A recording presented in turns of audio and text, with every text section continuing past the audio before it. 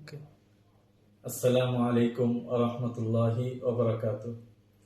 দেশ এবং প্রবাস থেকে যারা আমার এই ভিডিও বার্তা শুনছেন সকলের প্রতি আমি আন্তরিক ধন্যবাদ জানাচ্ছি। মোহতারাম, আমি যে বিষয়টা নিয়ে আপনাদের সামনে কথা বলতে চাচ্ছি সেটা হচ্ছে যে আমরা সকলেই জানি আগামীকাল বাংলাদেশ সহ বিশ্বের বিভিন্ন রাষ্ট্রে একটা দিবস পালিত হয়, সেটা হচ্ছে 31st নাইট ডে। সেই বিষয়টা হচ্ছে খ্রিস্টীয় একটা কালচার। এই কালচার আমাদেরকে কি বার্তা দেয় এটা আমাদের জানা দরকার। এই কালচার আমাদেরকে একটা বার্তা দেয়, সেটা হচ্ছে অনইসলামিকতা, ইসলাম বিদ্বেষী মনোভাব মানুষের সামনে উপস্থাপন করা। তো মোহতারাম উপস্থিতি এবং প্রিয় শ্রোতা মণ্ডলী, আমি বর্তমান তরুণ প্রজন্মের প্রতি একটা মেসেজ দিতে চাই, সেটা হচ্ছে যে 31st নাইট ডে পালন করা সর্বসম্মতিক্রমে হারাম, এটা কোনোভাবেই জায়েজ না। এই রাজধানী সহ বাংলার বিভিন্ন প্রান্তে এই জিনিসটা পালিত হয়।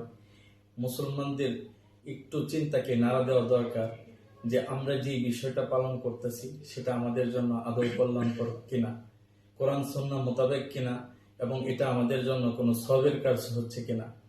দুঃখজনক বিষয়, আমরা এই যে বিষয়টা পালন করে থাকি এটা একান্তই হারাম। খ্রিস্টীয় একটা কালচার, সেটা পালন করা সম্পূর্ণ অনইসলামিক, কোরআন সুন্নাহ বিরোধী। আমরা এই দেশের মধ্যে যেই কালচার পালন করে থাকি কোরআন সুন্নাহ মোতাবেক, সেটা হচ্ছে ধর্মীয় দুইটা বড় উৎসব, ঈদ উল ফিতর ও ঈদ উল আজহা। এই দুইটার বিষয়ের প্রতি যদি আমরা লক্ষ্য রাখি তাহলে আমাদের দিন সুন্দর হবে, ধর্ম সুন্দর হবে, ধর্মের প্রতি বিধর্মীরা আকৃষ্ট হবে। আর যদি আমরা বিধর্মীদের কোনো কালচার নিজেদের ভিতরে লালন করি তাহলে বিধর্মীরা আমাদের কাছ থেকে কোনো কিছুই শিখতে পারবে না এবং তারা ধর্মের প্রতি আকৃষ্ট হবে না, ধর্ম নিয়ে তারা চিন্তাও করবে না। সুতরাং আমি একটা কথাই বলবো, আমরা তরুণ প্রজন্ম যারা আছি তারা এই কালচার 31st নাইট ডে এটা তো পালন করবই না, এবং অন্যরা যাতে না পালন করতে পারে সেই বিষয়ে সমাজ, দেশ, রাষ্ট্র এবং নিজের পরিবারকে উৎসাহিত করব। বিতৌফিকিল্লাহি তাআলা।